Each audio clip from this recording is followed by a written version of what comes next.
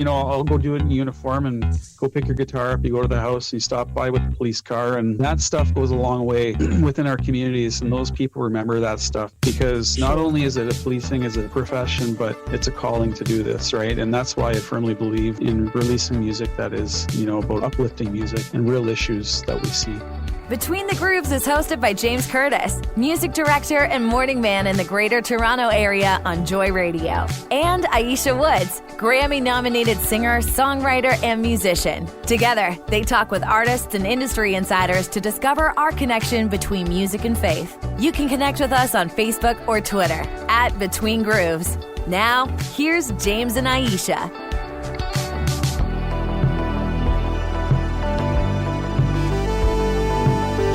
Welcome back to Between the Grooves. James Curtis along with Aisha Woods. How you doing, Aisha? I'm doing great, man. How are you doing? I'm doing fabulous. Fabulous. Good. Fabulous. Good. I'm glad to hear it. You know what? I forgot to mention to you, I was recently looking at some of the stats for Between the Grooves. I really don't get a chance to do that very often. Do you realize that we've had over 10,000 downloads in the last year? No. Are you serious? Yeah, 10,000 downloads. Just in the last 12 months. That's a big number. It is a big number. Is it a great number? Oh my goodness. It should be more, of course. That's what my wife would say. It's got to be more than that. You got to do better than that, or my mom. That's what she would say. Oh my gosh. But 10,000, that's not bad for 12 months. It seems to be growing, which is a good thing. So, we appreciate all the people listening to the podcast and appreciate all your comments and whatnot. We love hearing from you. Yeah, for sure. This week, a very special guest. He's a Christian artist. He's got a little bit of twist of country happening as well, but he's also a cop. He's a cop. He's a police officer. Which is interesting. Sterling John, he's been involved in Christian music for a while. We've been playing some of his music on the radio as well. And I thought it'd be good to chat with him just about where he's come from. And the fact that he's a police officer adds a little bit of a flavor that perhaps I haven't seen. I don't know of any artist that really has, their main job or whatever their career is a police officer. Yeah, this still fascinates me. I'm definitely looking forward to hearing how he handles it all. Well, let's get into it. Stirling John on Between the Grooves. We can hear you. Can you hear us? I can hear you as well. Let me grab some headphones just so I can plug them in. We've been trying to get you on the podcast for a long time, for a really long time. We've been going back and forth and trying to line up schedules. Rescheduling and stuff? Yeah, between your schedule, our schedule, and I guess the fact that you're a police officer doesn't help. No, it is a busy schedule, today's a prime example, but thanks for being so understanding and starting a bit early today. That certainly helped my schedule this morning.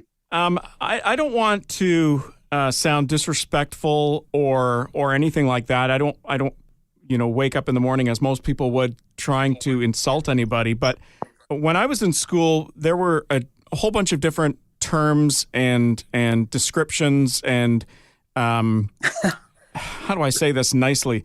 When I grew up in school, we talked about North American Indians, we talked about Eskimos, we talked about Native Americans, we talked Indigenous, we talked First Nations.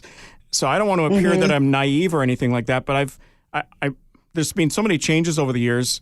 What is the right term to use? Yeah, honestly, Indigenous would be the appropriate term. And I agree.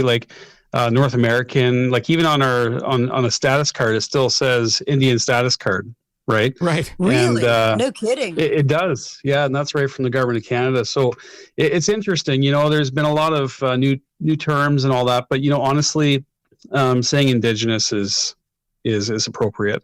I guess. For that. Yeah, thank you for that. I appreciate it. It's confusing sometimes, and as I said, I don't want to be disrespectful or anything like that. I admire what you've done. First of all, with your heritage, but also being a cop, and even with your music, you've kind of been around the block. You've seen everything, haven't you? Oh my goodness! I was called out just about 3 hours ago to a shooting actually in southern Alberta. I work on the police helicopter as well, but I had two things happening this morning. I had at our show, and we also have a trial at 9:30 this morning. So I was able to line up another tackle flight officer to go on the helicopter on that call this morning. But yeah, there's no shortage of interesting calls out there for sure. How does that play in your music? You know what? It really works well. I never put any of my schedule in my phone because I'm always afraid if I lose my phone, I'm going to lose my schedule.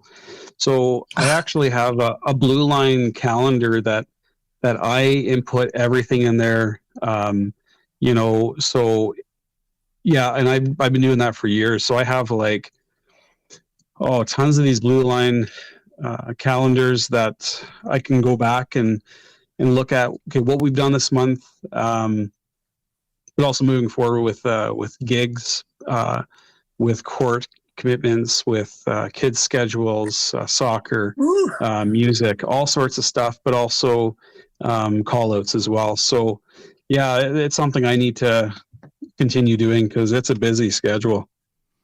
My goodness. I have a question for you. Now, with you being in law enforcement, it's so fascinating to me that you wear that hat, but at the same time, you are an artist, a recording artist.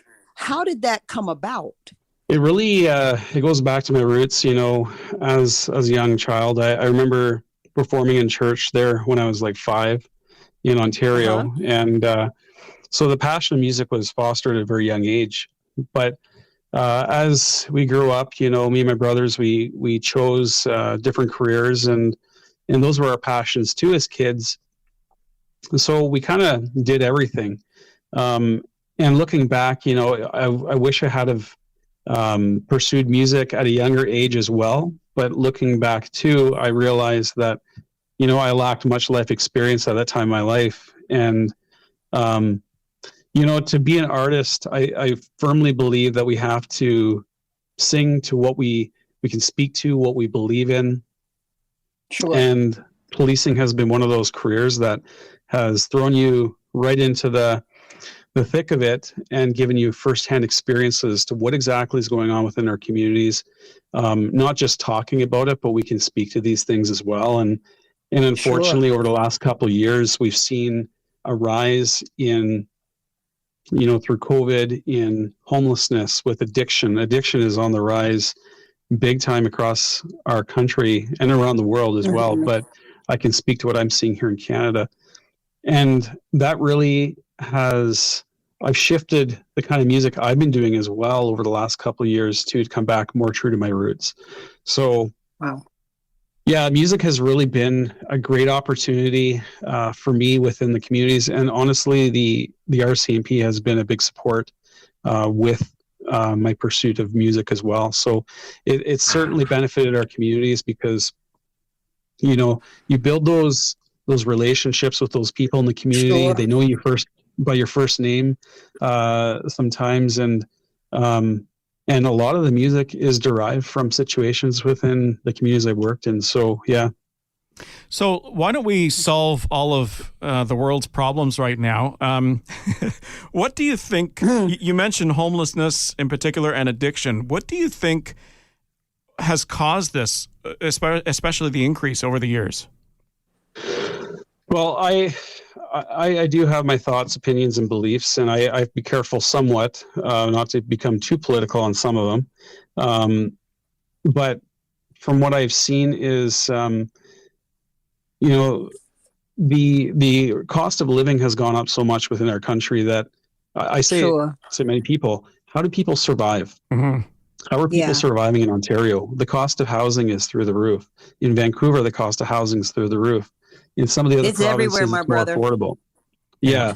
So I think what's happening is we're seeing a lot of desperation out there right now. A lot of people are finding it very difficult to find hope, right? And, I don't forget my roots. We grew up with not much. I'm thankful for the opportunities that have been afforded to me through my job to have financial stability, but I don't forget about what my roots were. And I carry that through with my music now because I know and I deal with the people that are really struggling to make ends meet. And it can be as simple as, a family falling apart, and divorce happens. And then, mom and dad are going through the divorce courts. And, these things eat up a lot of people's money. The resources aren't necessarily there for proper counseling for some people. Right. And people hit a rock bottom in their life. And it can be as simple as that. That's really building on our homelessness issues, people reverting into addictions, right? So it's a multitude of reasons, but that's just one example of, I think, what's happening is we're seeing a lot of issues with financials and within households in our country. So yeah, it's I've driven down to downtown Edmonton there recently, and you go to Hope Mission and you drop stuff off, and you try to help the people, but it isn't a good situation down there. And Calgary is no different, and Toronto is no different. So yeah, it's not a good thing for sure. But in your job capacity, you obviously see a lot of hopelessness. So doesn't that make you somewhat hopeless? Because you can only do so much. Well, I think that when you have and you strive to have a servant's heart, it does get heavy because you want to help as many people as you can. And sometimes you feel like you're not helping enough. What does downtime look like for you?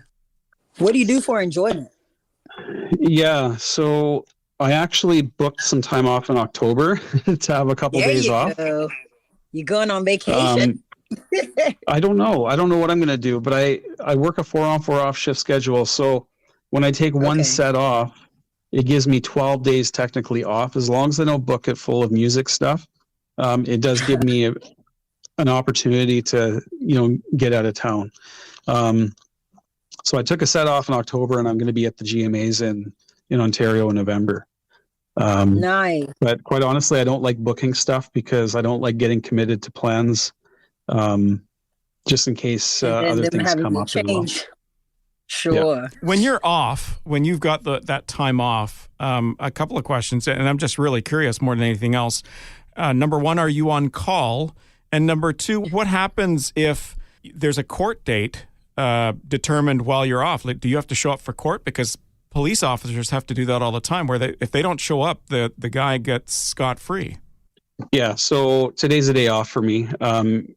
And I got called out at 5:00 this morning, and my goodness, had to defer that call to another tactical flight officer. And then at 9:30 this morning, I'm in trial for another matter. So yeah, it's always go.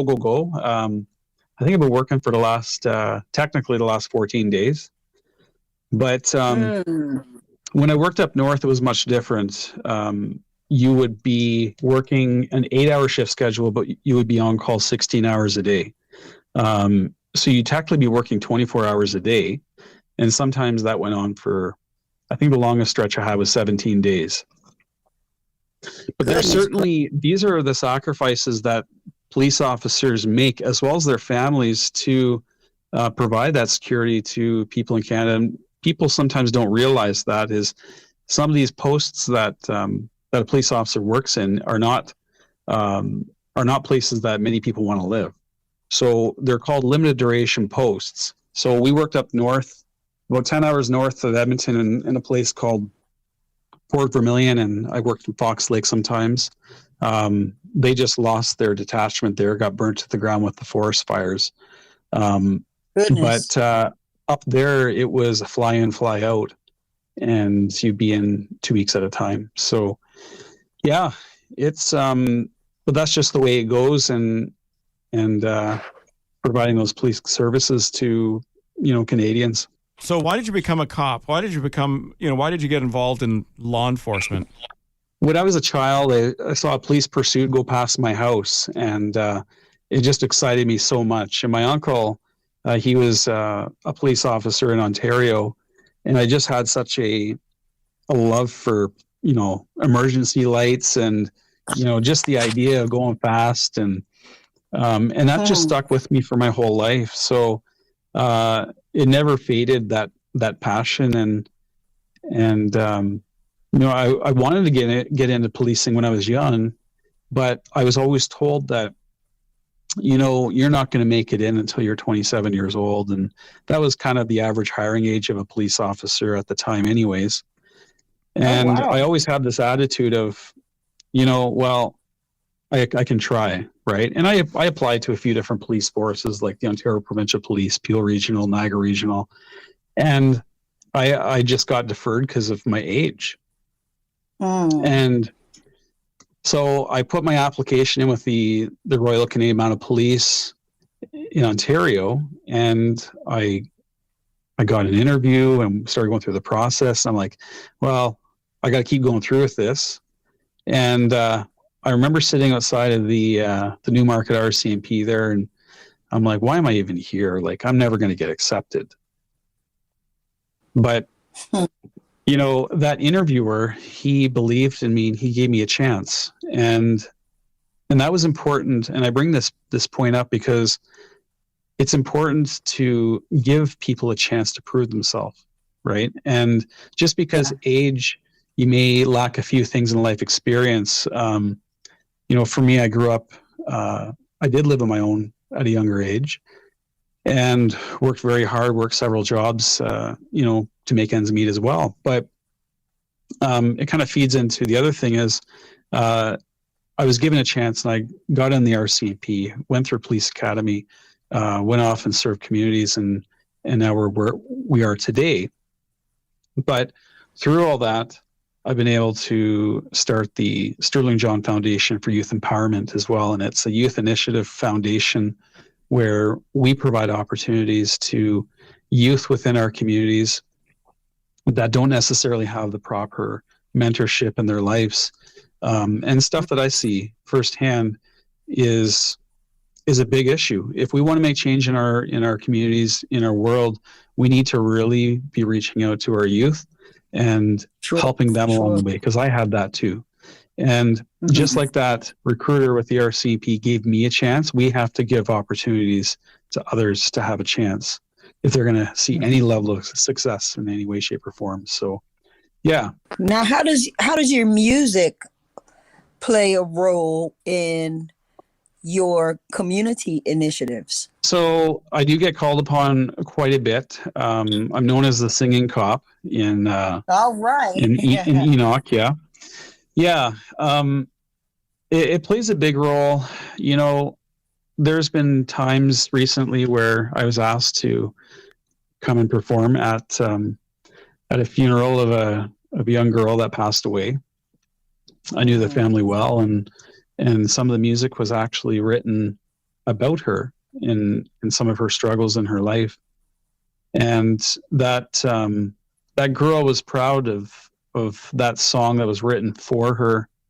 And she did unfortunately fall victim to some struggles in her life. But the fact is that meant a lot to the family, and they asked me to come and perform for her at her wake. And I'm like, you know what? It's heavy stuff, to be a funeral performer sometimes. Especially if you know the person. I mean, that would be even right. Yeah. But it's a calling. And, when you're there, I'll go do it in uniform and go pick your guitar up. You go to the house and you stop by with the police car. And that stuff goes a long way within our communities. And those people remember that stuff, because not only is it is it a profession, but it's a calling to do this, right? And that's why I firmly believe in releasing music that is, about uplifting music and real issues that we see. I can understand it from that perspective. What I don't understand about the music side of things, I mean, you've got a career. Why would you, and I can understand loving music and wanting to play music, but why record the music and get your songs out there? Because they're really, as an independent artist, it's a lot of work and there's not a lot of money to be made. Yeah, it's a ton of work. I enjoy it. Like it's easy to sink thousands and thousands of dollars into recording. Like I think probably with 20 songs times 4,000. So whatever the math is on that. I mean, certainly It's an expensive hobby.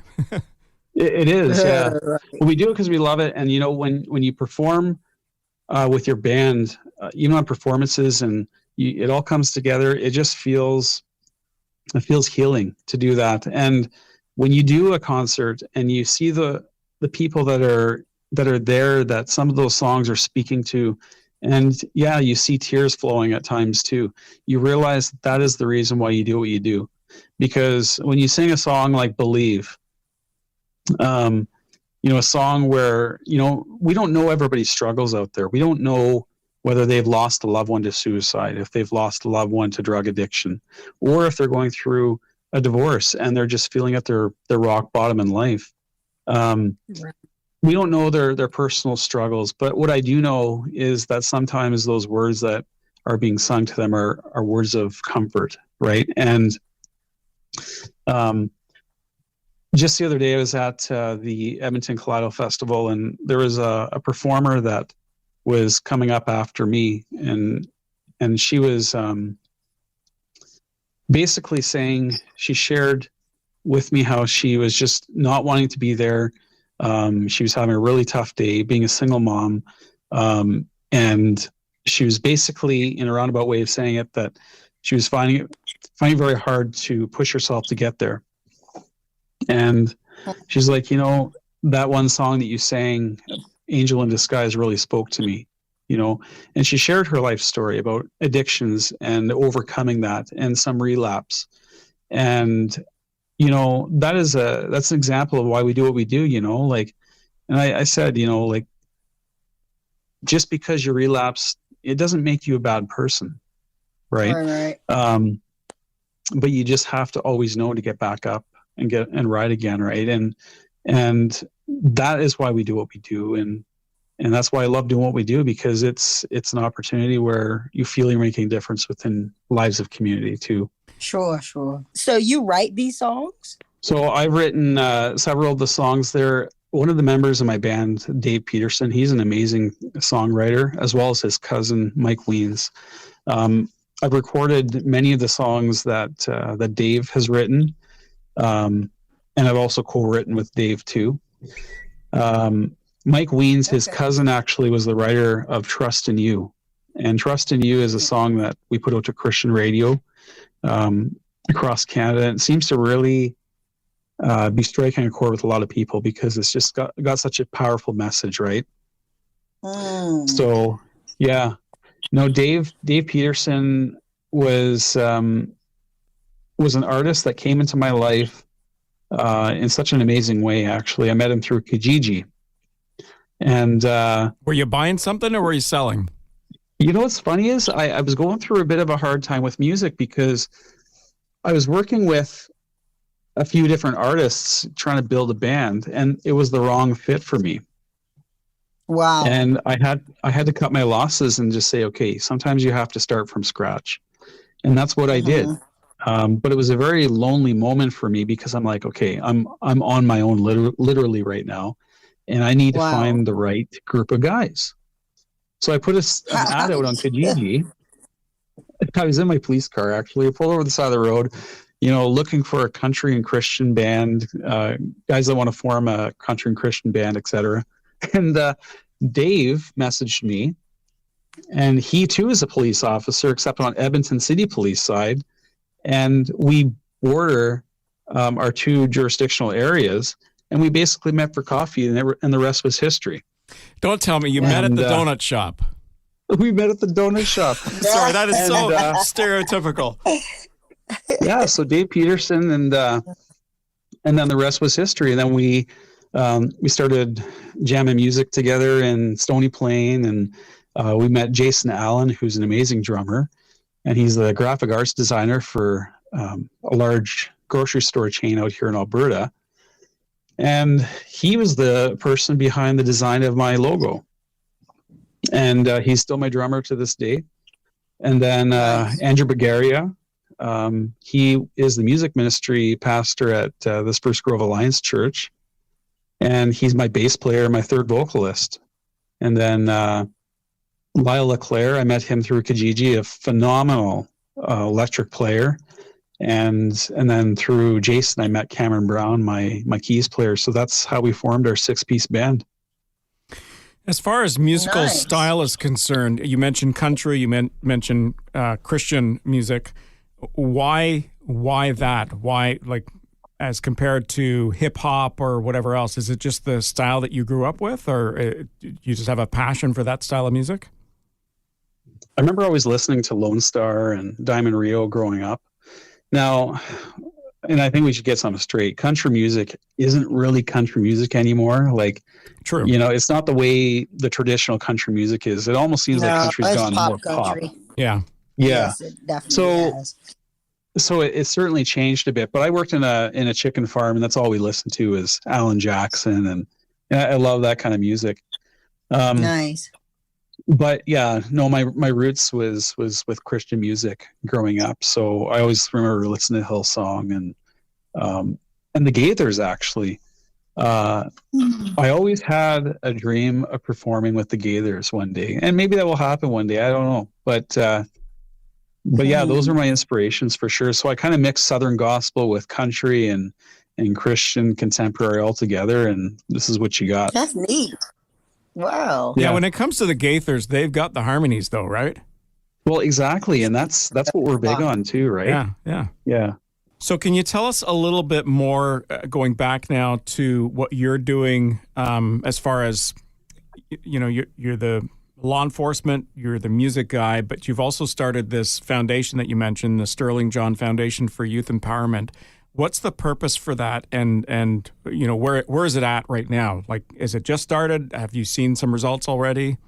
Yeah, so basically we put a call out earlier in the year to identify 2 artists in Alberta who are passionate about the arts, and so we identified Bryce Delorme and Zach Willier, one from Sucker Creek First Nation and the other one from Buffalo Métis Settlement.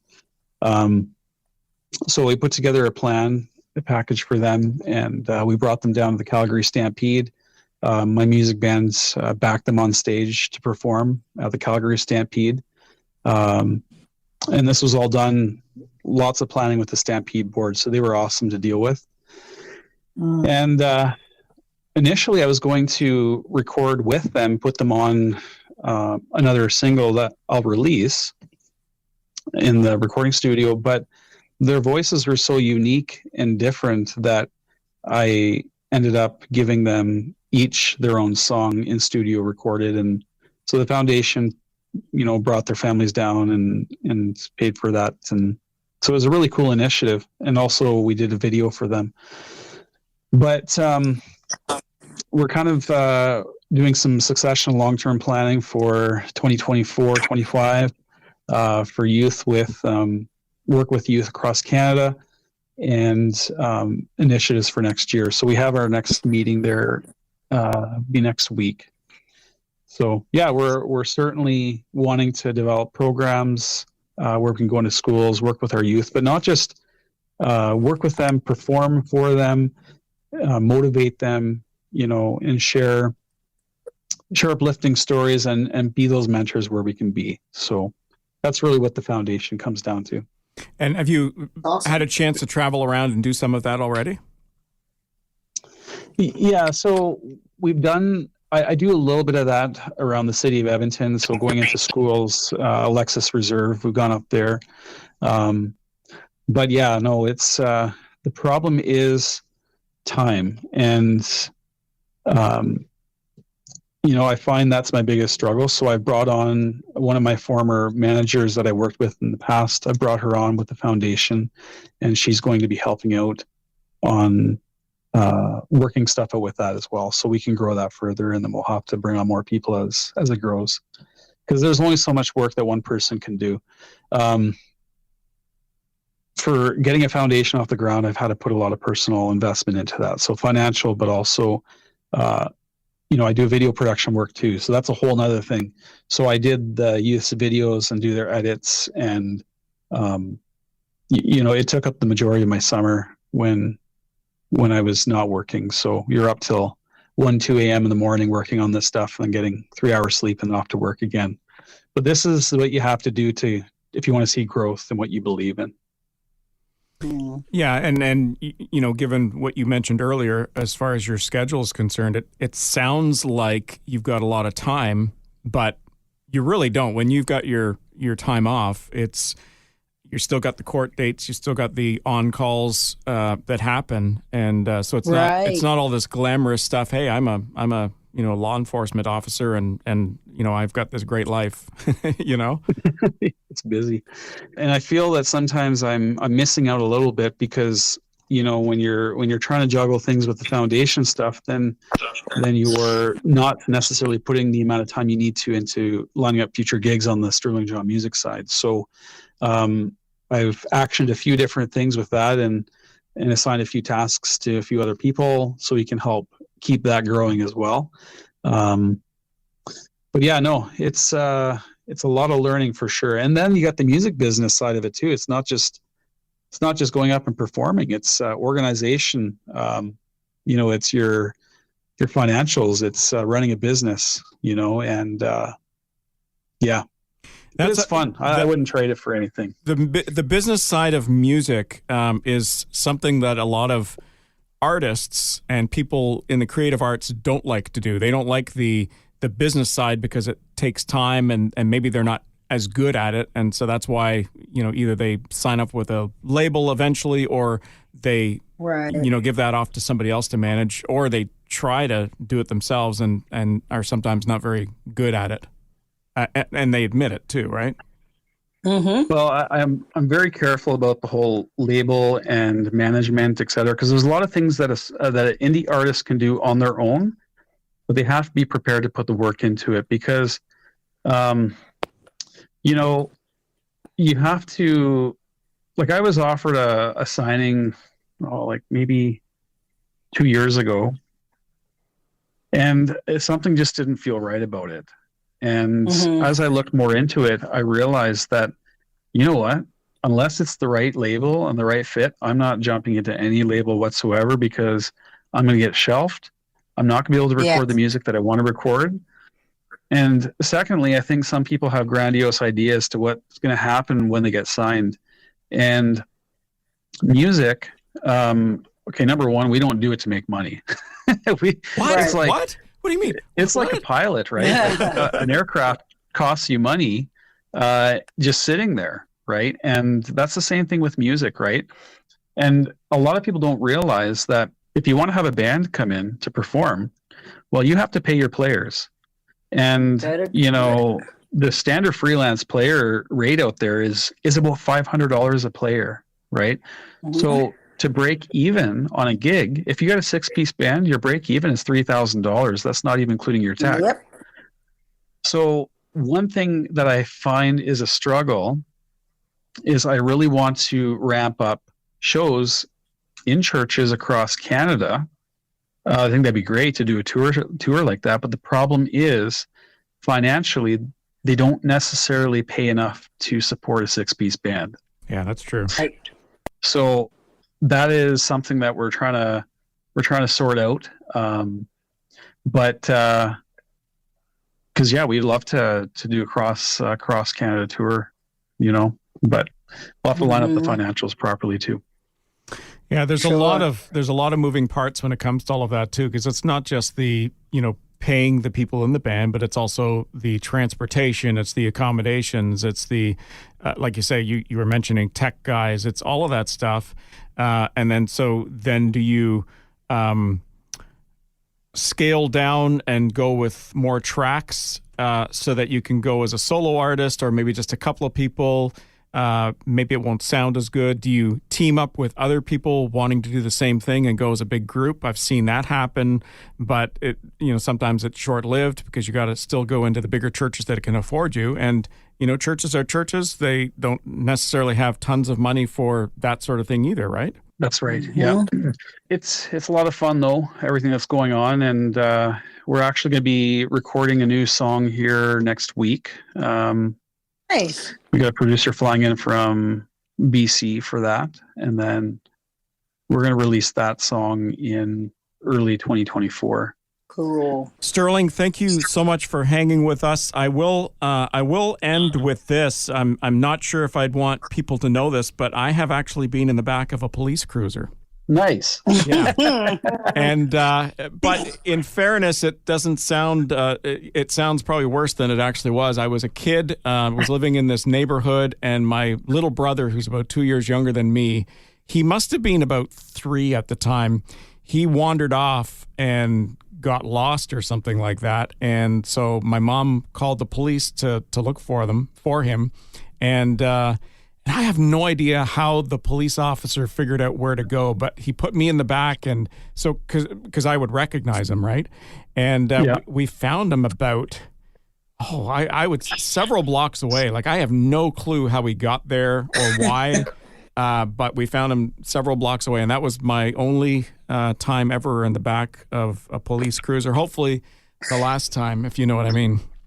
Well, I'll tell you something really funny here. Just the other day, I found 2 8-year-old kids walking in rural Parklands County, Alberta, and they had their backpacks on. The one kid had the backpack on the front. He was eating his lunch cookies, and this is at 9:30 a.m.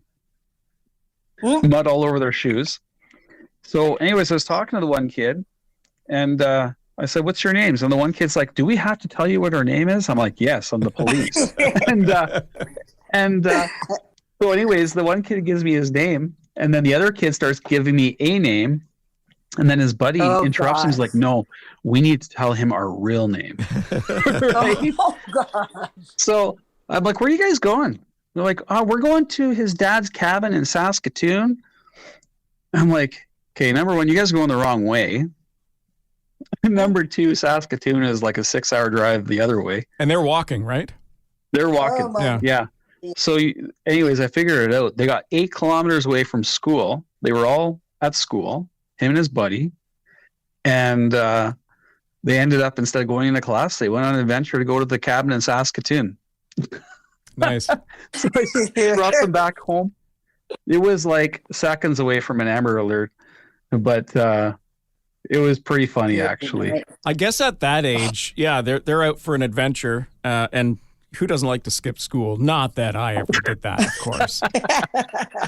Yeah, but young enough to be a concern, like you say. You're a police officer. You're making sure everybody's safe, and these guys are out there and probably going to get into trouble. As far as being too far away to get back home, or hungry, or who knows what else worse could happen to them. Yeah, no, absolutely. Yeah. No, it's been a pleasure talking to you guys, and yeah, I agree. We've been juggling schedules to try and make this happen today, but we got her done. Yep, appreciate it. Thanks so much for connecting with us. Thank you. Have a great day. You too. Thank you. Bye-bye. Check out stirlingjohn.ca to find out what he is up to. All right, and before we go, we're going to check out some artist advice from a buddy of ours, Mr. Ben Stowe. Well, I think the piece of advice I would collectively give to worship sound techs or AV techs and worship bands is to collectively remind ourselves what we're doing there. We're not cutting records, we're praising Jesus. And, one time I asked a class, I said, okay, how many of you have ever been paid to do sound? And a few hands went up, and a lot of them are volunteers. And then I said, okay, of those of you who have your hands in the air, how many of you have paid your mortgage by doing sound? And every hand went down. I said, okay, so there's nothing wrong with being paid to do sound in your church, and there's nothing wrong with being paid to play guitar in your church.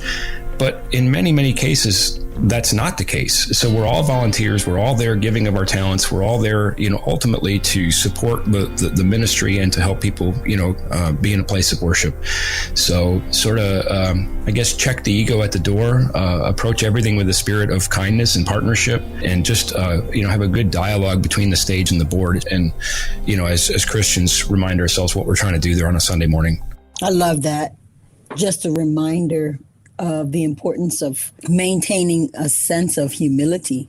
Yeah. And it's sobering, It's not about us. It's not about you and me. It's the big picture. It's supporting the ministry. Right. The words he used were supporting the ministry, which is so true, because very often we can think, well, if it weren't for me, this would not happen.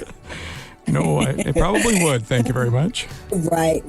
Well, that is it. There's the music. It's time for us to go. Thank you very much for checking us out once again on Between the Grooves. And thank you to Stirling John for hanging out with us as well. We appreciate it. Don't forget to follow us on Facebook, X, and IG.